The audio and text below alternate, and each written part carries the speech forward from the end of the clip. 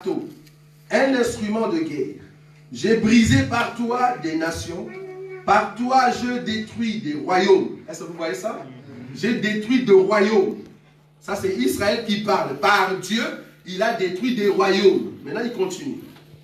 Par toi j'ai brisé le cheval et son cavalier. Donc quand il dit royaume, il voit que le cheval c'est un royaume, mais au-dessus de ce cheval, il y a un représentant de ces royaumes-là.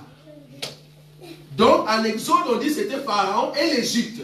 Tu as détruit l'Égypte, tu as englouti l'Égypte dans la mer Rouge. Est-ce que vous voyez ça? Il continue. Par toi j'ai brisé le cheval et son cavalier. Par toi j'ai brisé le char et celui qui était dessus. Quand on dit celui qui était dessus, n'est rien d'autre que le représentant d'un système organisé. Je ne sais pas si vous voyez ce que je suis en train de dire. Voilà. Par toi, j'ai brisé le vieillard et l'enfant. Bon, le 22, pardon. Par toi, j'ai brisé l'homme et la femme. Par toi, j'ai brisé le vieillard et l'enfant. Par toi, j'ai brisé le jeune homme et la jeune fille. Par toi, j'ai brisé le berger et son troupeau. Le berger et son troupeau. Donc il y a un troupeau et le responsable de ce troupeau, c'est un berger. J'ai détruit le berger et le troupeau. Donc le troupeau forme un royaume. Le berger, c'est le responsable de ce royaume. Donc le cheval, c'est un royaume. Le cavalier, c'est le responsable de ce royaume. Je ne sais pas si vous voyez ça. Je continue. Par toi, je brisais le laboureur et ses bœufs. Par toi, je brisais le gouverneur et le chef. J'ai rendu 24. Je rendrai à Babylone et à tous les habitants de la Chaldée, tous les mal qu'ils ont fait à Sion sous vos yeux, dit l'Éternel. Voici, j'en vais à toi, montagne de destruction, dit l'Éternel, à toi qui détruisais toute la terre. J'étendrai ma main sur toi, je te roulerai du haut de rochers, et je ferai de toi une montagne embrasée. Ce mot-là, nous le verrons avec les trompettes, que Babylone sera une montagne embrasée. Parmi les trompettes, nous voyons parmi les trompettes une vision concernant la montagne embrasée. Pourquoi j'ai donné cette écriture? C'est pour vous montrer que Dieu parle de cheval comme étant un royaume, et au-dessus de ce royaume, il y a un représentant.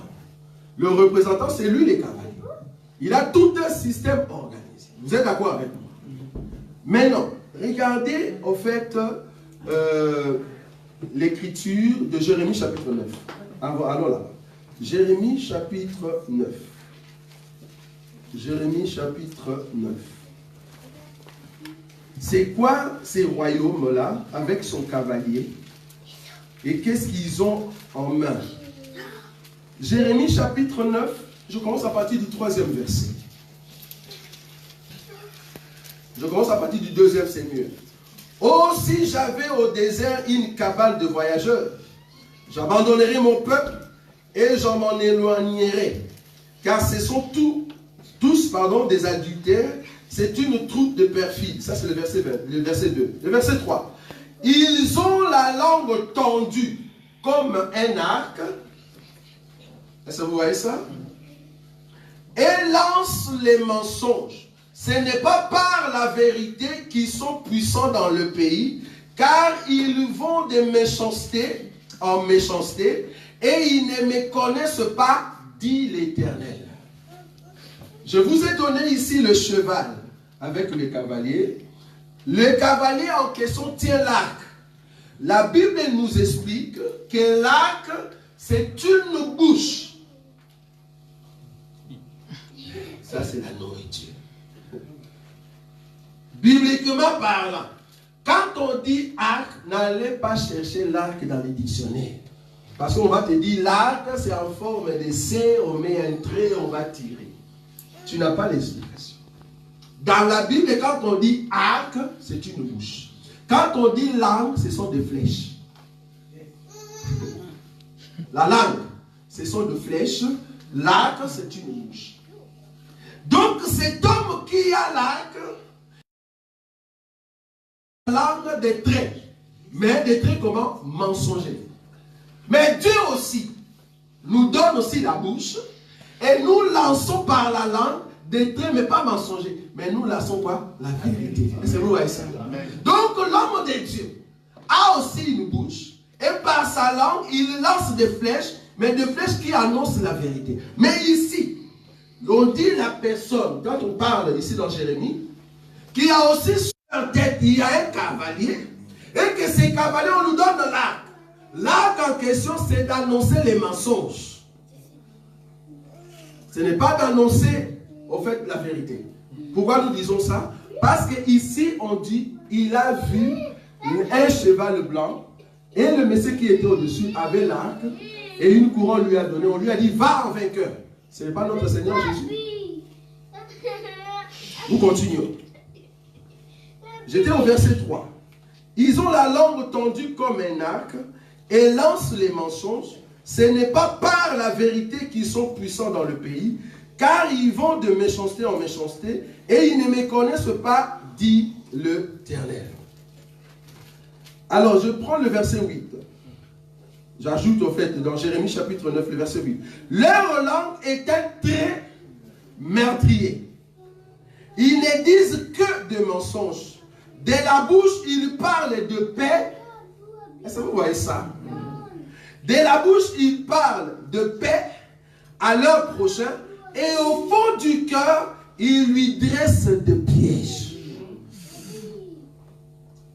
Qui sont ceux qui annoncent la paix dans leur bouche, mais cette paix n'est pas dans leur cœur? Nous voulons le voir dans la Bible, parce que le cheval est blanc. 2 Chroniques.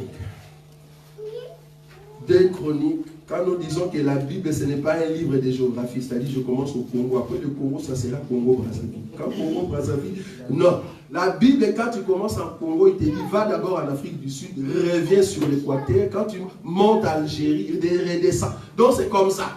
C'est en forme de puzzle. C'est à toi de connaître cette partie correspond à quelle partie. On les prend ici, on les met là. Ça c'est la Bible, jusqu'à ce que l'homme entier va sortir. 2 Chroniques. 2 Chroniques, nous allons prendre une écriture là-bas. 2 Chroniques. 2 Chroniques.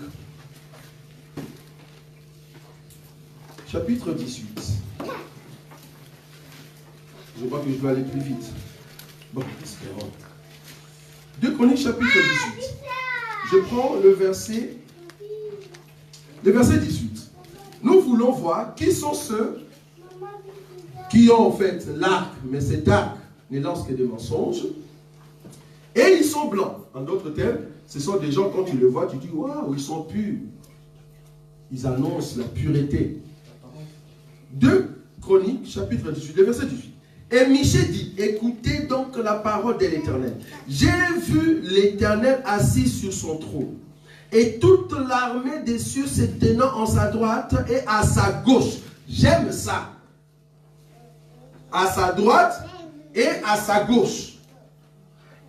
Et l'Éternel dit, qui séduira Akab, roi d'Israël, pour qu'il monte à Ramon, en Galade, et qu'il y périsse?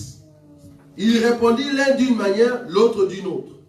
Et un esprit vint se présenter devant l'Éternel et dit, moi je les séduirai. Est-ce que vous voyez ça? Moi je les séduirai. Donc cet esprit vient avec l'esprit de quoi? De séduction. Est-ce que vous voyez ça? L'esprit de séduction, c'est tout un homme, c'est tout un esprit. Il dit, moi je sors comme un esprit de séduction. Dieu lui pose la question. L'Éternel lui dit, comment je sortirai? Non, l'Éternel lui dit, comment je sortirai, répondit-il, et je serai un esprit de quoi? Un esprit de comment? Un esprit de mensonge. Où? Il n'a pas dit à la main. Dans la bouche. C'est-à-dire, moi, la séduction, je suis un esprit. Pour me reconnaître, regardez seulement la bouche de ceux qui ont la couleur blanche. C'est par la bouche que va sortir les mensonges. Des mensonges dans la bouche de tous ces prophètes. Ce n'est pas un monsieur de la rue, ce sont des prophètes. ce qui se dit connaître Dieu. C'est beau, ouais, ça. Dans la bouche des prophètes. L'Éternel dit, tu les séduiras et tu en viendras à bout. Sors et fais ainsi. Dieu a envoyé un esprit de séduction. La Bible dit dans l'Apocalypse, on a envoyé ses cavaliers. C'est Dieu qui a envoyé l'esprit de la séduction. Il a envoyé pour qui? Nous allons les voir. C'est pour ça que j'ai dit que Dieu nous aide pour qu'on termine cet enseignement. Dieu a envoyé cet esprit de séduction parce qu'il veut qu'un peuple, un groupe de gens qui ne l'aiment pas, puisse périr. Nous avons un papa tellement qui nous aime beaucoup et que s'il y a des méchants qui nous dérangent, il envoie un esprit de séduction. Et il va amener un autre peuple à la perdition. Ils vont se perdre. Donc ici, Dieu a envoyé un esprit auprès de ceux qui se disaient prophètes. Et parmi ces prophètes, il y a un qui était têtu et arrogant, il s'appelle Sédécias. Un têtu. Donc l'esprit est entré dans leur bouche. Ils vont commencer à parler. Oh roi, Akab, va à la guerre, tu vas gagner. Akab, quand il a écouté ça, il a cru que c'était vraiment la prophétie, mais ça ne venait pas de Dieu. Ils sortent par la bouche, c'était des mensonges. Et c'est vous voyez ça. Ils ont menti au nom de Dieu. Alors que Dieu n'a rien dit. Donc, les prophètes, leur bouche, quand tu écoutes la parole de Dieu, si tu as l'esprit de la vérité, tu vas saisir, tu vas comprendre. Est-ce que ce que le prophète est en train de dire, c'est un esprit de séduction ou un esprit de vérité? Comment le savoir? Parce que moi, je ne connais pas la parole de Dieu. Comment saurais-je que ce qu'il dit est vrai? Parce qu'il se présente pieux. Il a la couleur blanche. C'est vraiment un monsieur qui est normal, qui est bon. Mais sa parole, comment saurais-je que c'est faux? Pour que je comprenne qu'il y a des mensonges qui sont là-bas. Mais c'est facile. Continuons. Je vais prendre encore une autre écriture. Je vais prendre encore une autre écriture. Je suis dans les livres de Romains.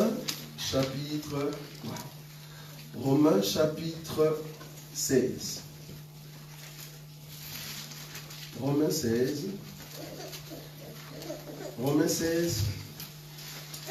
Je prends le verset. Romains 16, le verset 17.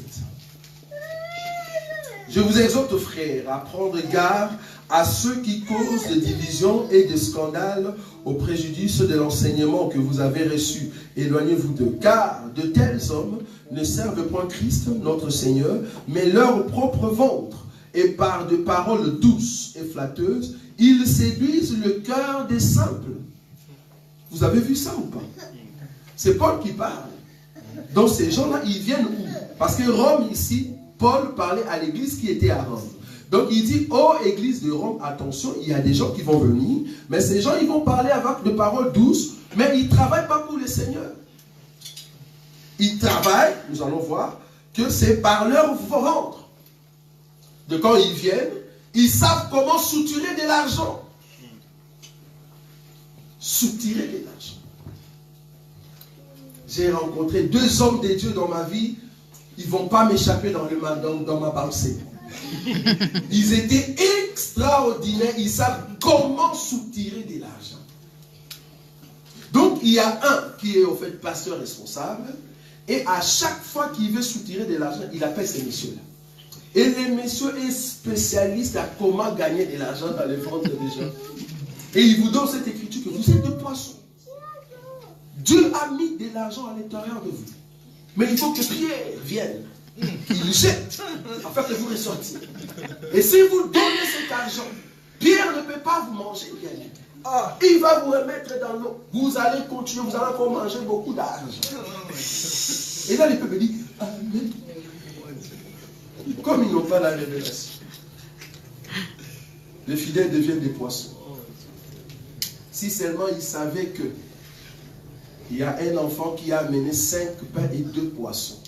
S'il pouvait nous donner l'explication, pourquoi 2? Pourquoi il n'a pas amené 5? C'est petit quand même, il est sorti de la maison. quand même tu vas au désert, parce que la Bible dit il allait au désert. Amène quand même 5 poissons. Pourquoi 5 de pain et 2 poissons? Et la Bible dit, Jésus a fait manger 5000 hommes, sans compter les femmes et les enfants, le 5 pains et les 2 poissons. Mais à la fin, ils ont récolté 12 corbeilles. Vous êtes d'accord avec moi? 12 corbeilles contenant quoi? Contenant quoi? Les restes de quoi? De pain. Il faut lire l'écriture. La Bible dit le reste des pains, des morceaux de pain. Et où étaient partis les poissons? Est-ce que le peuple a terminé tous les poissons? Nous avons compris que les 12 corbeilles, parce que les peuples qui ont mangé de 5000, les 5000 hommes, le chiffre 5 c'est le chiffre de la grâce. C'est l'église qui ont mangé le pain et les 2 poissons. Mais après, il faut que les 12 corbeilles destinées à un autre peuple après la grâce, le peuple d'Israël, qui vont apporter ce panier-là, les 12, auprès d'Israël, c'est les 2 poissons. Les 2 prophètes. Là, je parle encore en langue. C'est le faux. Vous avez compris ça? Voilà. C'est bon là? Ok. Voilà. On va prendre celui-là. Merci.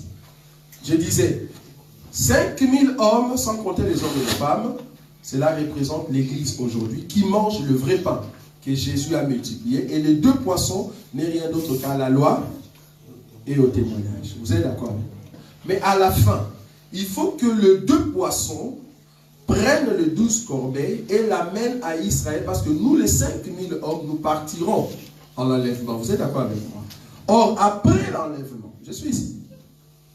Après l'enlèvement, c'est le temps, le ministère de 2 soins. Le 2 soins n'est rien d'autre que les 2 poissons qui vont amener l'enseignement en Israël. Ça, pour l'avoir, il faut en tout cas dormir avec Jésus sur le même lit. Le poisson, c'est celui qui amène les saluts.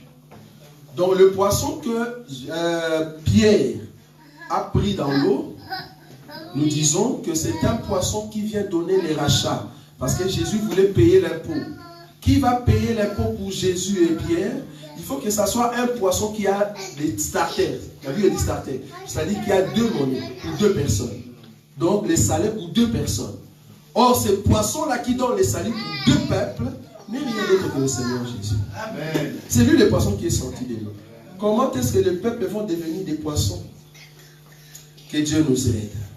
La Bible dit ici, ces gens-là, la Bible dit, le verset 18, car de tels hommes, Romains chapitre 16, le verset 18, car de tels hommes ne servent point Christ notre Seigneur, mais leur propre ventre, et par des paroles douces et flatteuses, ils séduisent le cœur de simple. Je saute.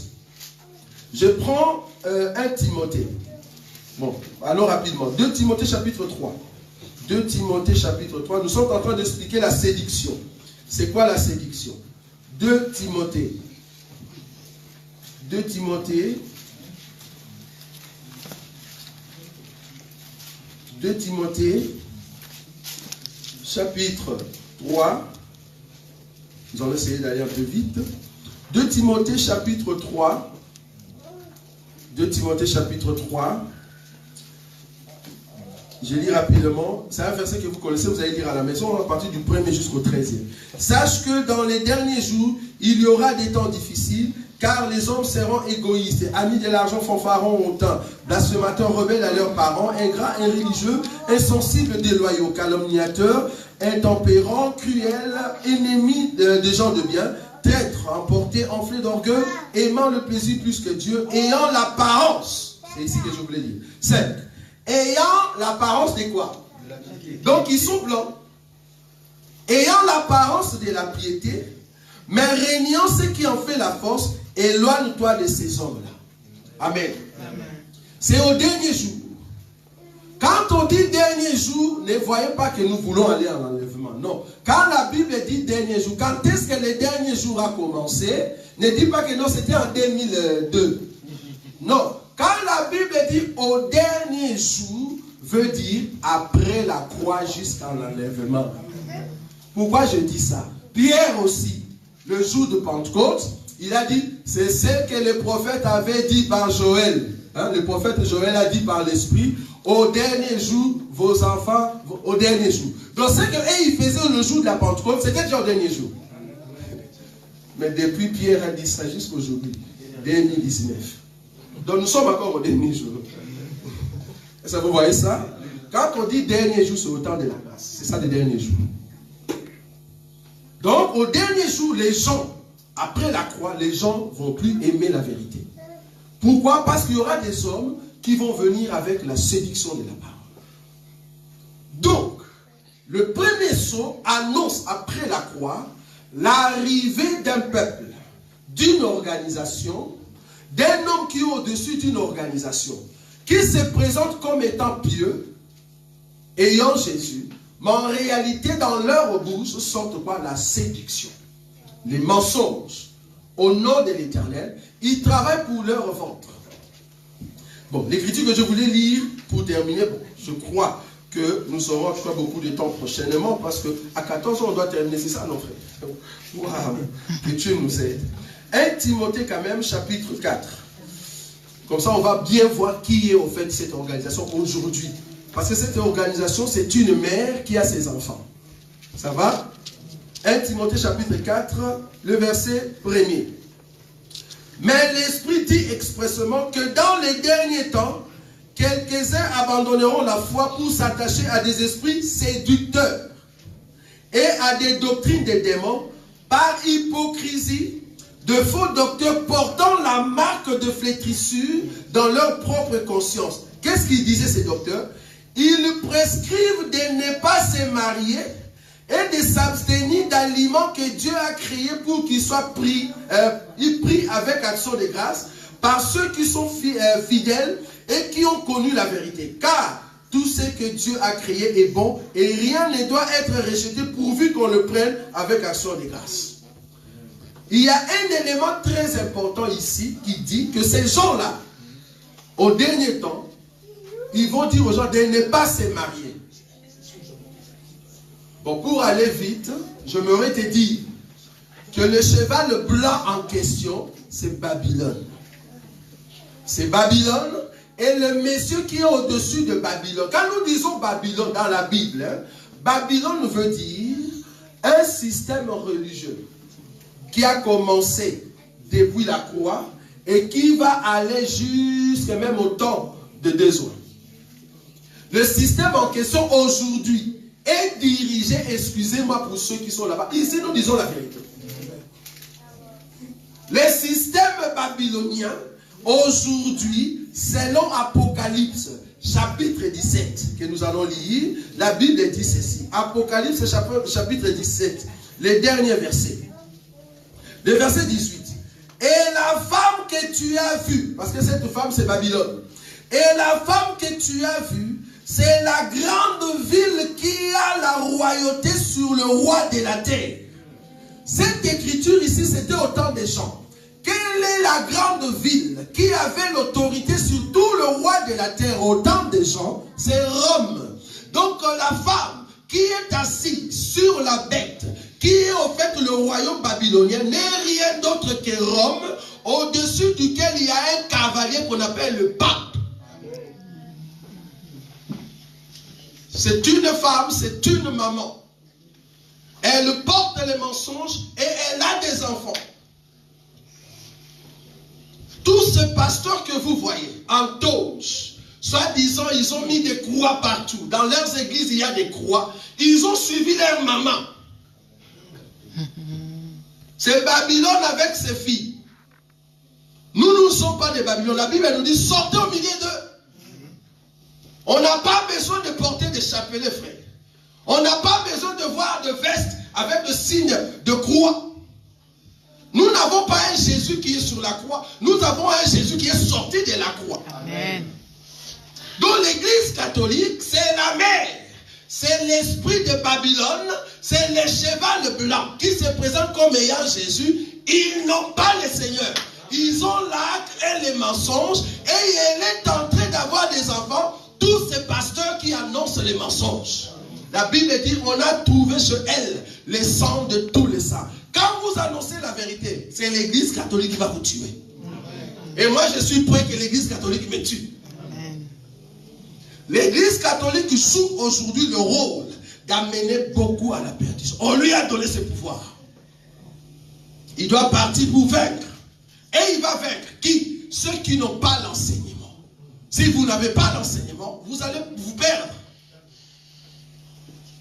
Et nous le disons tout haut. Au temps de l'église, Dieu a permis que cet esprit de la séduction vienne. Un monsieur qui se présente ayant le cheval blanc. Un royaume bien organisé. Je ne sais pas quelle est l'église qui est plus puissante que l'église catholique. C'est un royaume bien organisé. Et il y a un cavalier au-dessus. On lui a donné une couronne. Parce qu'il a vaincu. Il a gagné beaucoup d'hommes. Mais malheureusement, il annonce les mensonges. Ça, c'est Babylone. Parce que vous allez voir dans des trompettes, c'est au fait Babylone qu'on appelle la montagne embrasée. Parce que Dieu doit les frapper. Il frappera l'église catholique. Au fait Babylone, c'est au fait le faux prophète. Parce que nous verrons toutes ces choses. Le faux prophète qui va travailler avec l'antéchrist. Remarquez partout, dans tous les pays, quand il y a un système politique, il y a aussi un système religieux, les responsables, c'est toujours soit catholique ou l'église orthodoxe. L'église orthodoxe, c'est en fait la deuxième corne du faux agneau, que nous verrons prochainement. Parce que la bête qui sort de la terre, on a dit la bête qui sort de la terre, avec des cornes comme celle de l'agneau. Quand on dit celle de l'agneau, c'est la couleur blanche. C'est deux représentants religieux qui vont tenir le monde et amener le peuple dans le mensonge. Donc nous avons vu que Babylone sera une montagne embrasée, qu'on va jeter après. Mais aujourd'hui, il continue encore avec sa force. Il a tué, et vous verrez qu'au deuxième saut, on lui donne aussi l'épée. Une grande épée. Mais cependant, là, il ne va pas travailler plus dans les nations, parce que la Bible l'a dit dans le deuxième saut, que nous allons voir prochainement. Au deuxième saut, le deuxième être vivant dit, viens, je vais te montrer. Il amène, il dit, il voit un cheval roux. Et le monsieur qui était dessus, il est parti avec une grande épée. Mais c'était sur la terre, la Bible dit sur la terre. On a bien mentionné. Quand on dit terre dans la Bible, surtout dans l'Apocalypse, ne voyez pas terre, c'est-à-dire Afrique, Tunisie. Non, quand on dit terre, veut dire Israël.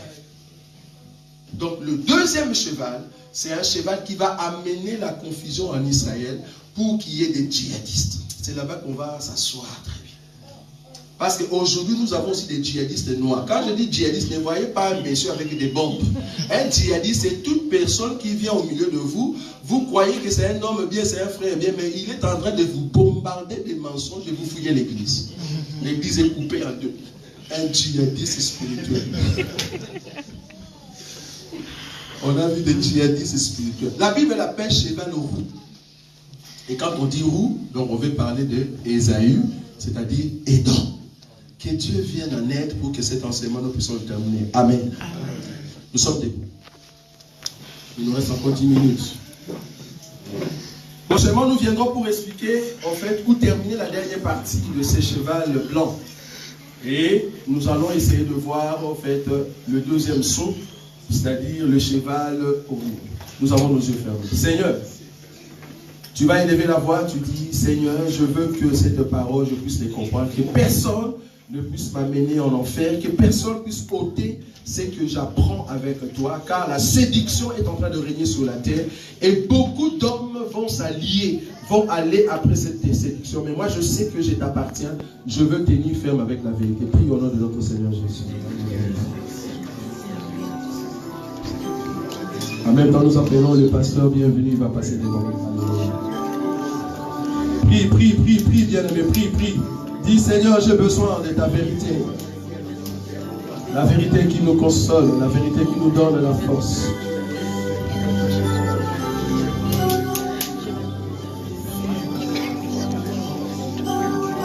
Alléluia. Élève la voix.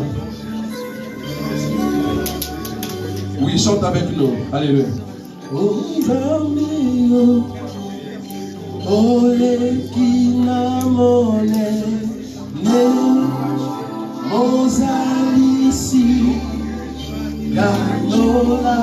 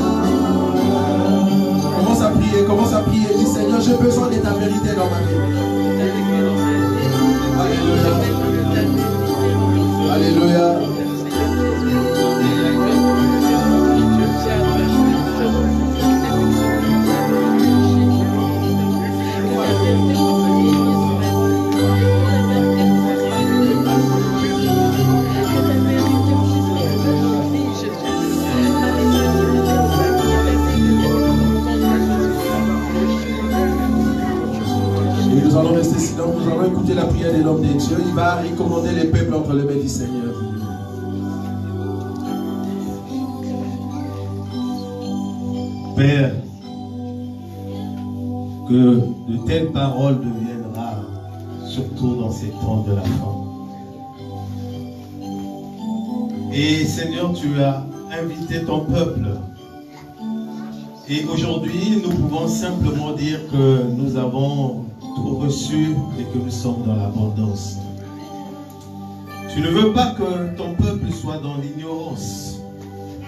Mais comme ces habitants de Bérée qui recevaient, qui examinaient les Écritures, parce que le peuple que tu viendras enlever, Seigneur, c'est un peuple qui a la connaissance, qui a le fondement, qui a la doctrine, Seigneur. Et c'est ce peuple que tu as ce matin rassemblé en ces lieux afin de les nourrir. Oui, Seigneur, il nous a manqué du temps. Mais nous savons une chose, que Israël, pour sortir d'Égypte, il devait manger à la hâte cet agneau. Et Seigneur, tu nous prépares aussi dans ces temps, Seigneur. Et que, Père, nous croyons que nous avons été réellement nourris de ta parole, de la révélation de ta connaissance, de la révélation des Écritures. Et que, Seigneur, nous ne serons plus un peuple emporté à tout vent. Seigneur, tu nous as ouvert les yeux ce matin encore afin que nous puissions reconnaître, savoir qui sont de Dieu et qui ne le sont pas. Père, c'est pour cela. Je veux réellement bénir ton serviteur qui a été l'instrument de bénédiction ce matin. Que, ô Dieu de gloire, au nom de Jésus-Christ, que tu puisses encore l'utiliser dans les jours à venir. Et que cette parole qui est passée par le canal qu'il est, que Seigneur, nous puissions la digérer, que nous puissions éternellement, Dieu, la garder au plus profond de notre cœur. Oui, Seigneur, nous avons reçu quelque chose de très important pour nos vies. Je veux bénir ton peuple, Seigneur. Que ceux qui sont venus ce matin chargés, ils sont déchargés, parce que la parole a été donnée.